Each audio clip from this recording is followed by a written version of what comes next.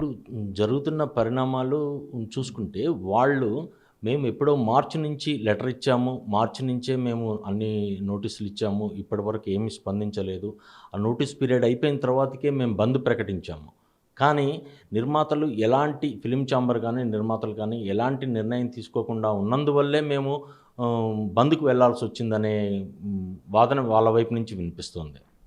నిర్ణయం తీసుకుంటే అదే చెప్తున్నాను కదండి. ఇప్పుడు పరిస్థితులు ఆశాజనకంగా లేవు. రెమ్యునరేషన్లు పెరిగిపోయినాయి. రెమ్యునరేషన్లు అందరు హీరోల దగ్గరికి, అందరు ఆర్టిస్టుల దగ్గరికి వెళ్ళి రీనెగోషియేషన్లు చేసి మీరు పార్ట్నర్షిప్లో చేయండి, మీరు ఎలా చేయండి అంటే అందరి నుంచి కూడా సానుకూల స్పందన వస్తుంది. అలాంటి టైంలో మాకింత పెంచండి అంటే ఇప్పుడు పరిస్థితి ఎవరు కొనుక్కుంటా లేరు కదా. సరే ఈ ప్రోడక్ట్కి అందరికి ఇచ్చి తీస్తాం. ఈ ప్రోడక్ట్ కన్నా మినిమం గ్యారంటీ ఉందా?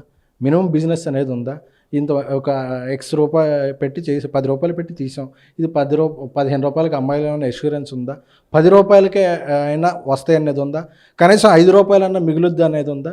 అంటే ప్రతి సినిమా కూడా ఓపెనింగ్స్ కష్టం అయిపోతుంది. ఓపెనింగ్స్ వచ్చిన సినిమాలు 2-3 రోజుల్లోనే పడిపోతున్నాయి. ఇంత దీంట్లో ఉన్నప్పుడు లేదు మాది ఇదే అప్పుడు జరిగిందంటే అవన్నీ మాట్లాడుకుంటా బాగుంటాయి. కాకపోతే డబ్బు ఇచ్చేవాడు ఎవరు? ఆ డబ్బు పెట్టేవాడికి మళ్ళీ అలా డబ్బు ఎక్కడి నుంచి వస్తుంది?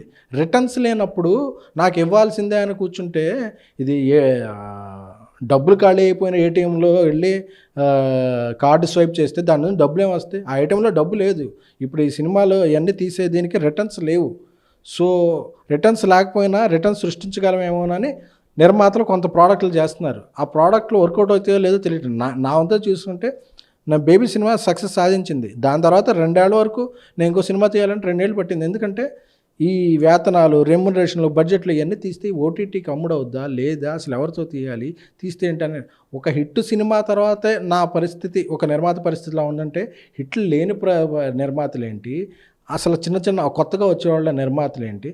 సో వీళ్ళందరినీ ఇది చేసుకోకుండా మేము అనుకున్నాం ఇది రూల్ అంటే ఆ రూల్ ఇదే కదా. మీకు ఇంత పే చేస్తాం, మాకు ఇంత రిటర్న్ ఏమన్నా చూపిస్తారా? మీరు చూపించరు కదా.